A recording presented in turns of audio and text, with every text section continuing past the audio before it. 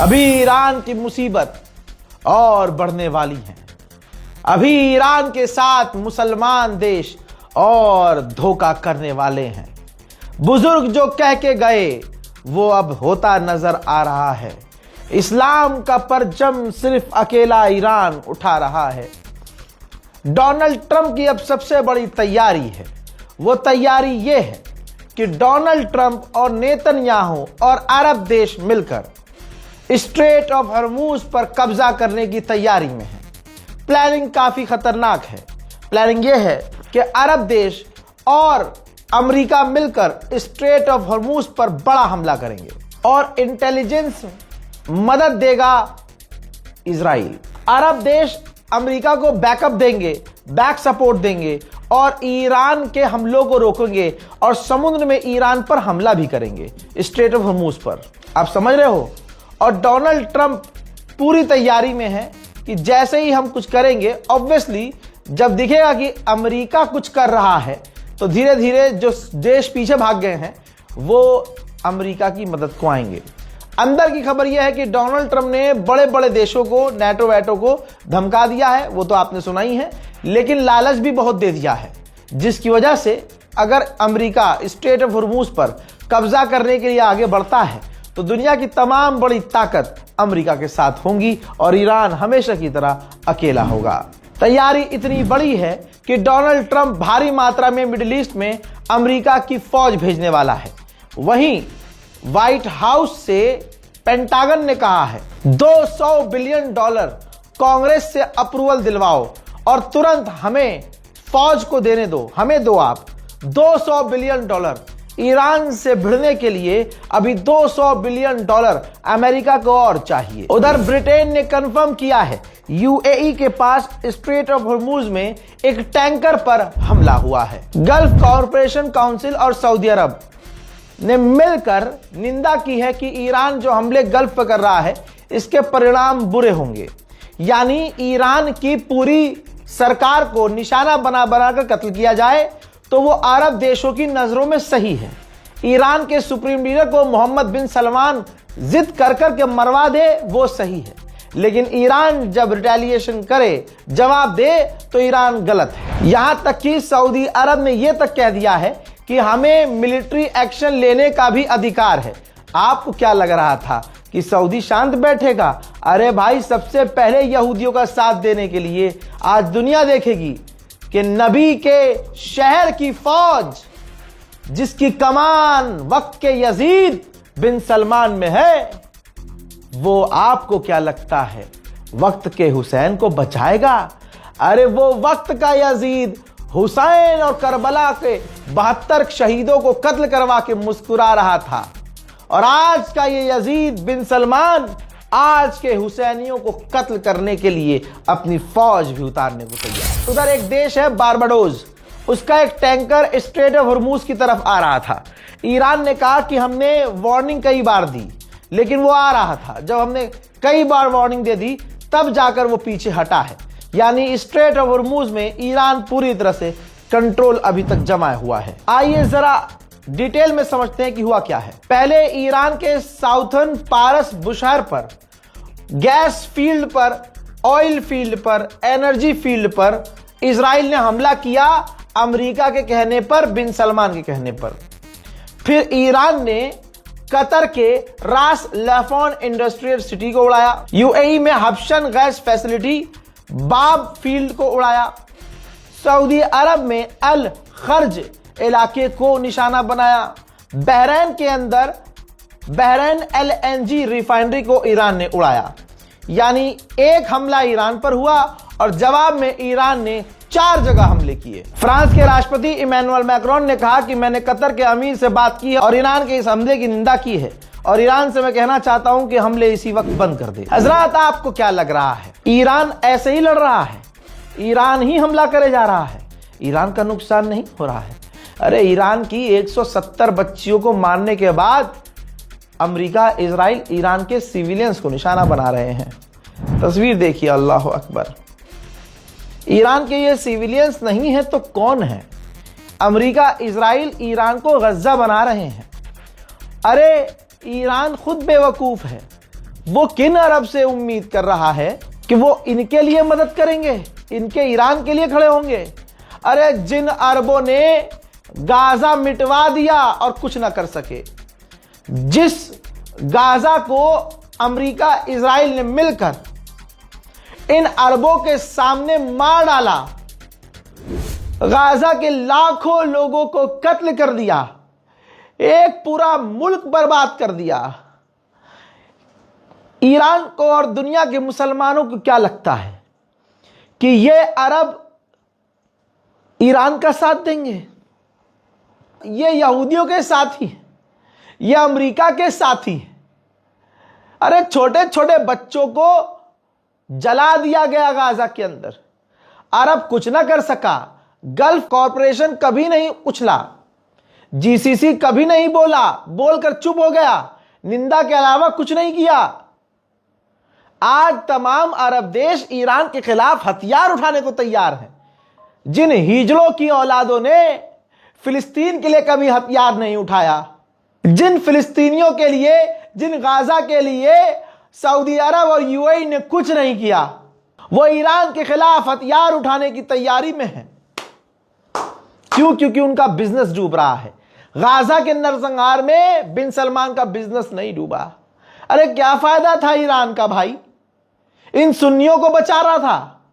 फिलिस्तीन के मुसलमानों का पता कर लेना, सुन्नी है, सुन्नी मुल्क है, गाजा सुन्नी, फिलिस्तीन सुन्नी, बैतुल मुकद्दस मस्जिद सुन्नी। पूरी तरह से ईरान ने कुर्बानी दी गाजा के लिए, फिलिस्तीन के लिए।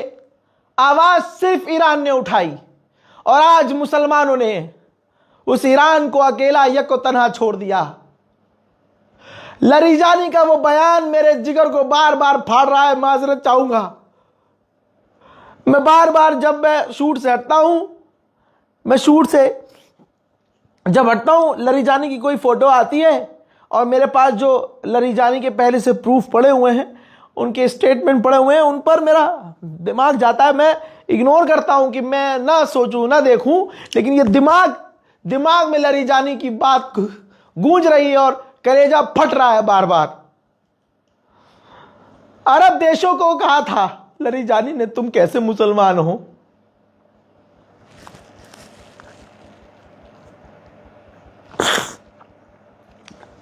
करबला में इमाम हुसैन को पता था कि क्या होने वाला है, लेकिन इत्माम हुज्जत करनी थी ना। जब करबला में देखा इमाम ने कि मैं अकेला पड़ गया हूं, तो उस वक्त इमाम हुसैन ने भी कहा था, हल मिन नासिर सुरना, है कोई मेरी मदद करने को आए? है कोई जो हमारी मदद को आए, अहले बैत की मदद को आए? है कोई जो मोहम्मद के नवासे को बचाए?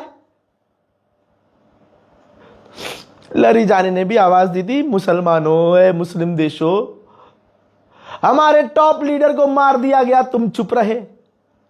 हमारे बच्चों को मार दिया गया, तुम चुप रहे। हमारे आम लोगों को मारा जा रहा है, हमारे लीडरों को मारा जा रहा है, तुम चुप रहे। तुम किसकी तरफ हो? अमेरिका की तरफ? तुम किसकी तरफ हो? इजराइल की तरफ? मुसलमानों से अपील है, भैया बढ़िया करके ईद मनाइए। बहुत बढ़िया ईद है भाई।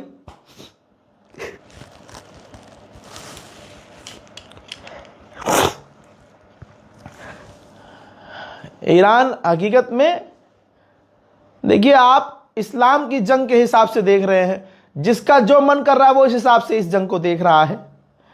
मैं बेसिक चीज कह रहा हूं कि ये इंसानियत और हैवानियत के बीच की जंग है, हक और बातिल के बीच की जंग है। पूरी दुनिया अमेरिका की गुलाम बनी हुई है, लेकिन एक ने झुकने से मना कर दिया। लरीजानी कहते थे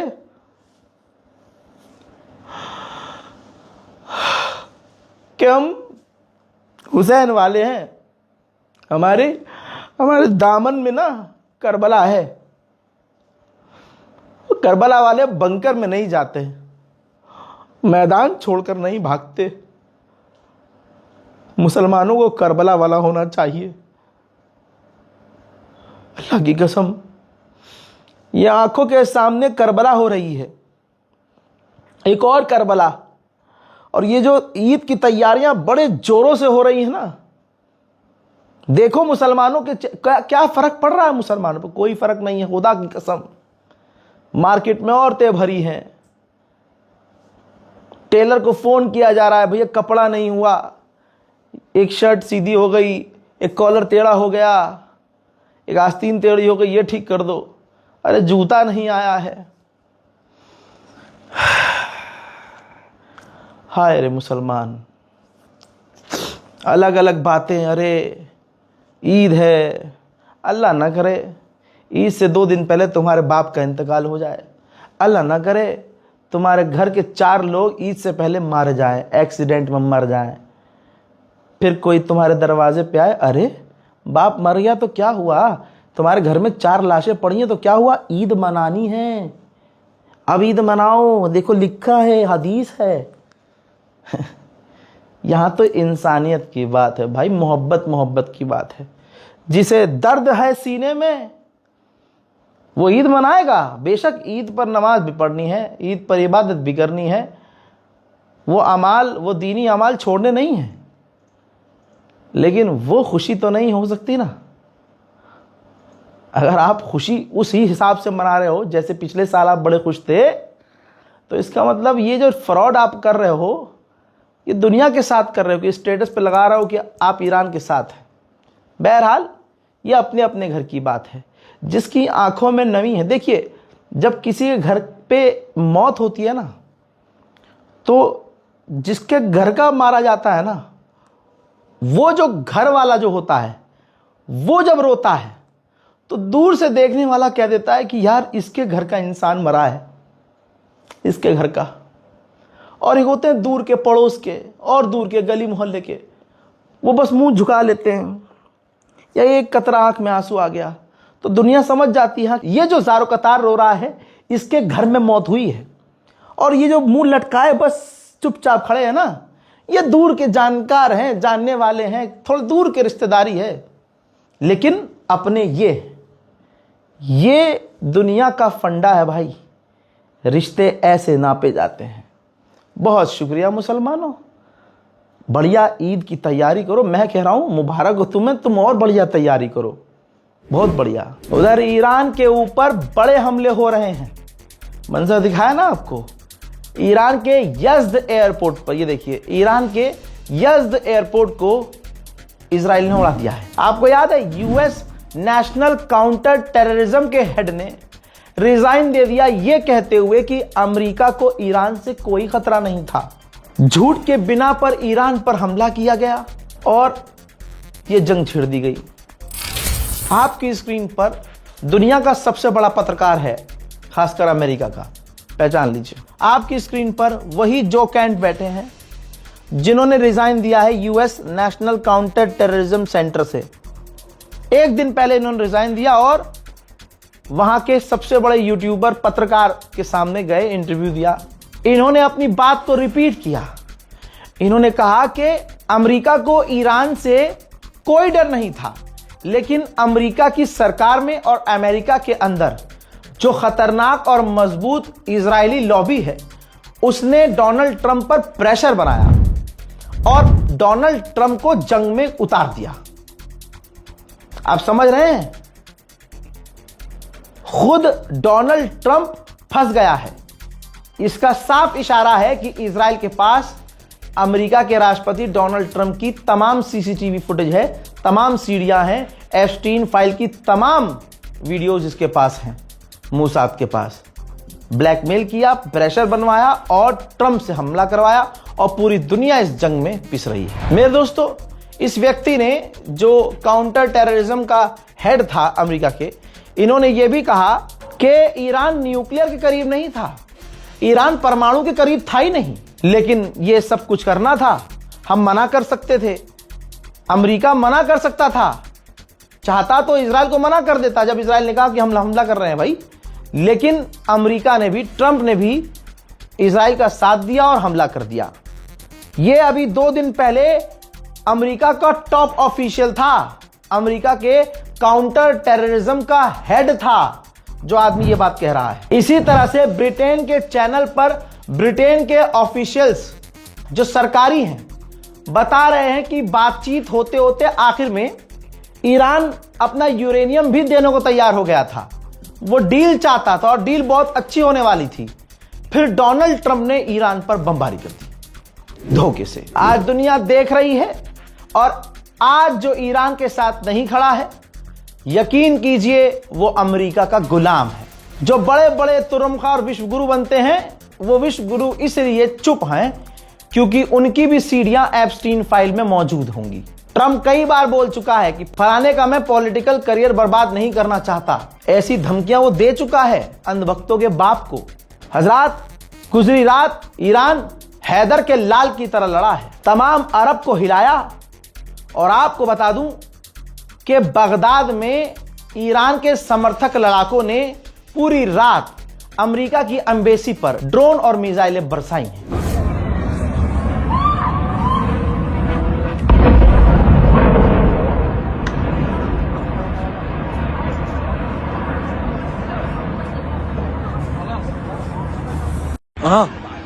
कुरा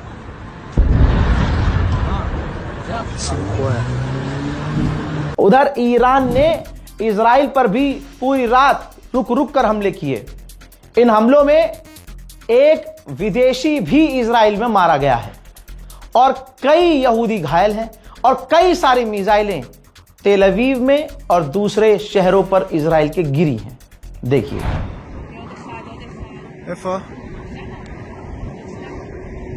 וואו. זה ממש נופל פה. כן, זה ממש קרוב.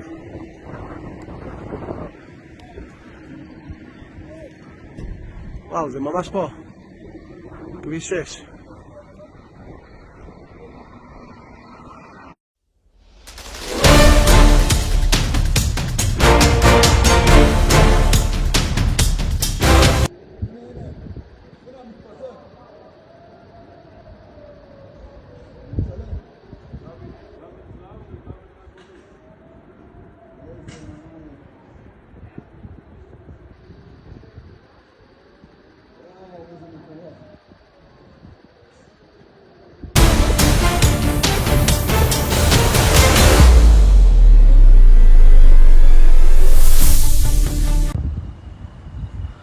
وقع في البلد وقع في البلد وقع في البلد وقع في البلد وقع في البلد وحياة الغالي علي.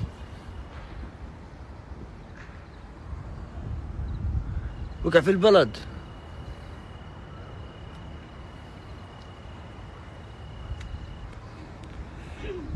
وقع في البلد.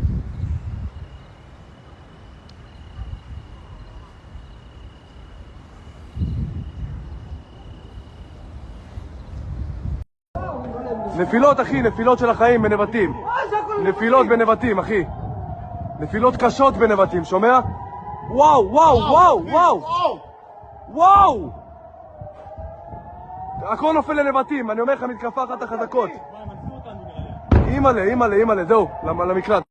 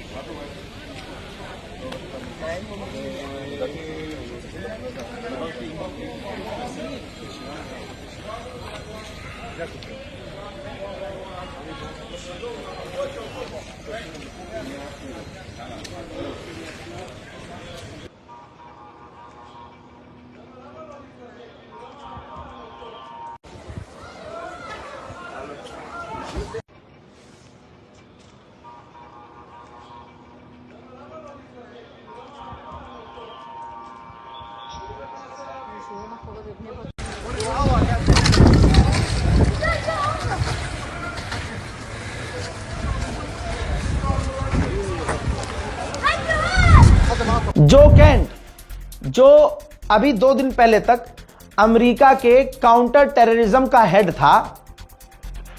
सच के साथ जैसे ही वो खड़ा हुआ तो एफबीआई ने उस पर केस करके जांच शुरू कर दी है कि जो केंट ने सीक्रेट जानकारी लीक कर दी।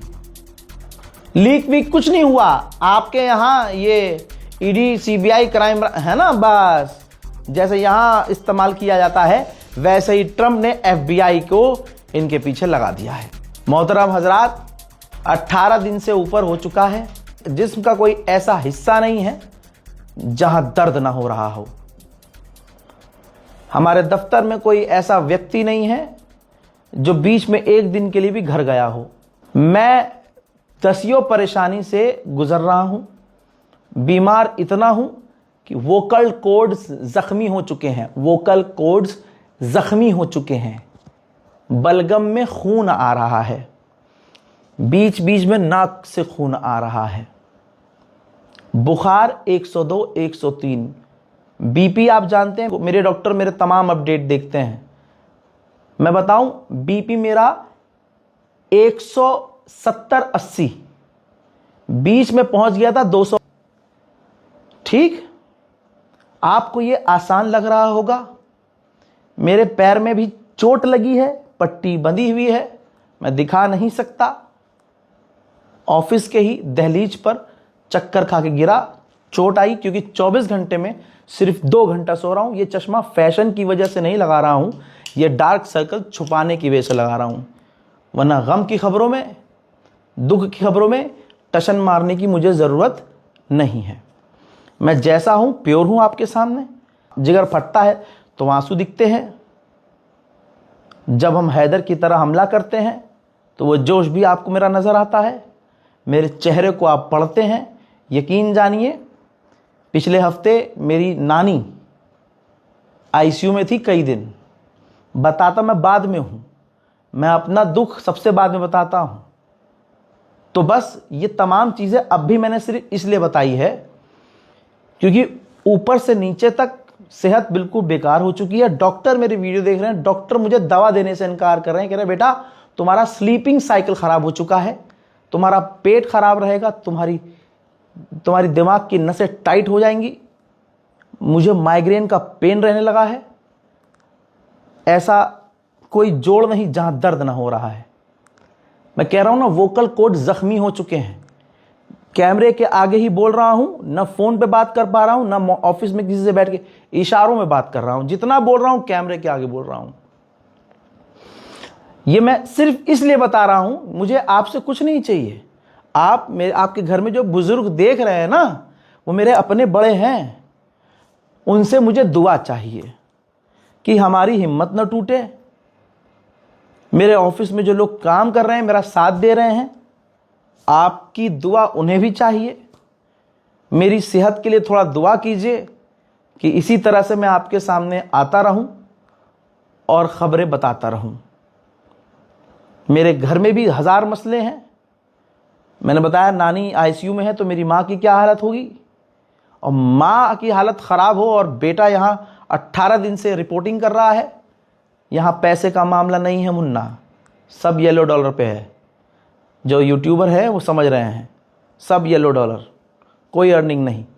लेकिन फिर भी आपके लिए खड़ा हूँ, कौम के लिए, दीन के लिए, उम्मत के लिए खड़ा हूँ। दुआ दीजिए, सिर्फ दुआ। वस्सलाम।